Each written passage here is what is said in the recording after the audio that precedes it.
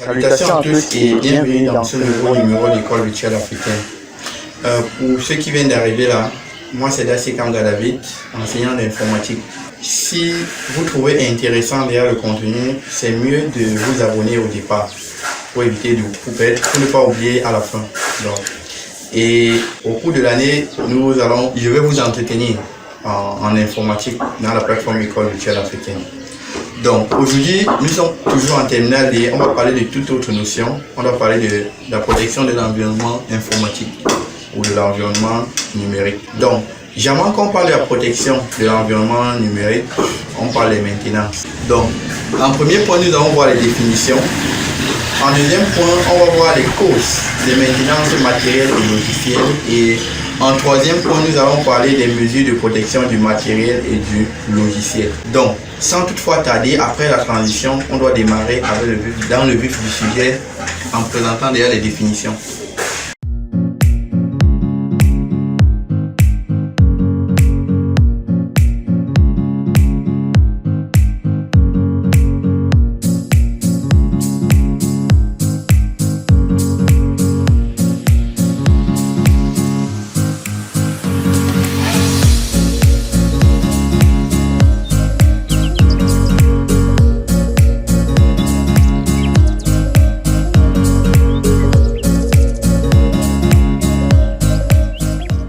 Après cette brillante introduction, nous allons démarrer avec les définitions. Donc, c'est quoi la protection de l'environnement de travail?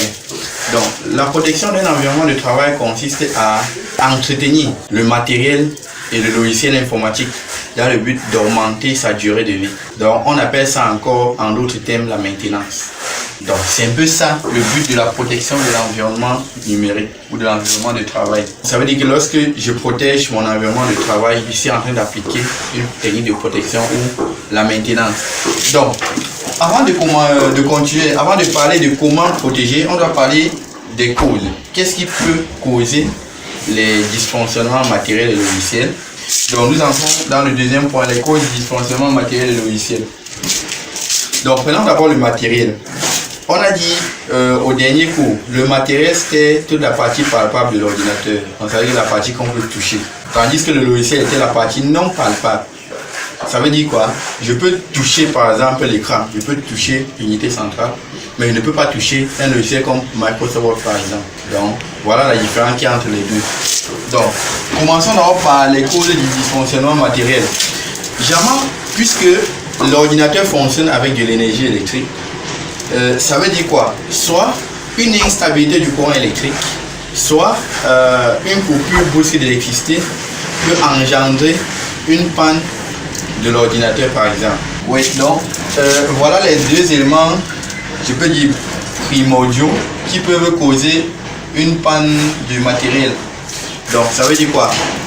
Instabilité du courant, ça veut dire que quand il y a baisse de tension ou il y a surtension, ça peut fragiliser ton ordinateur. Il y a quoi? Coupure brusque d'électricité. Ça peut aussi entraîner une panne. Donc voilà les deux éléments qui constituent les causes du dysfonctionnement matériel. Maintenant pour le logiciel, on peut avoir quoi? La présence des virus. Donc ça veut dire que quand il y a trop de virus dans un ordinateur, ça peut lâcher et ça te pousse à acheter un autre ordinateur ou à partir voir un technicien. Donc voilà ce qu'on peut dire des causes du dysfonctionnement matériel et logiciel. Tout de suite, on doit voir, on a déjà vu les causes du dysfonctionnement, nous allons voir les mesures de protection. Commençons par le matériel. Ici par exemple, pour éviter par exemple que l'instabilité du courant, donc le fait qu'il y ait un courant alternatif entraîne une défaillance au niveau de l'ordinateur, on peut installer ce qu'on va appeler un régulateur de tension, qui est un composant qui permet de transformer un courant qui est alternatif en un courant continu. Donc, voilà le premier élément qui permet de protéger l'ordinateur contre le dysfonctionnement matériel. Maintenant, autre chose, on peut installer également un régulateur, un onduleur.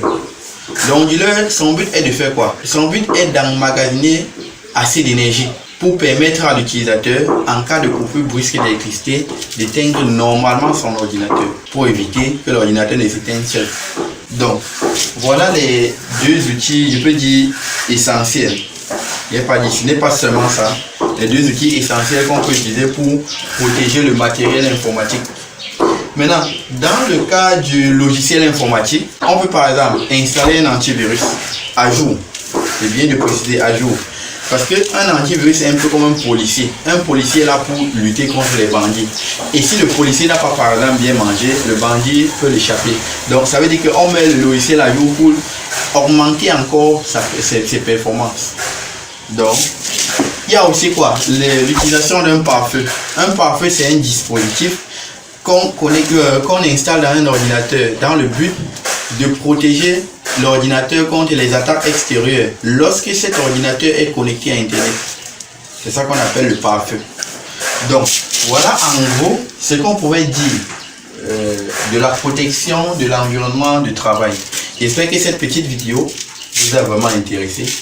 Et si c'est le cas, n'hésitez pas de mettre les cœurs, donc de mettre les likes, surtout partagez au maximum pour aider vos camarades à mieux comprendre les différentes notions abordées à l'école. Donc, on va se voir au prochain numéro pour une toute autre notion en informatique.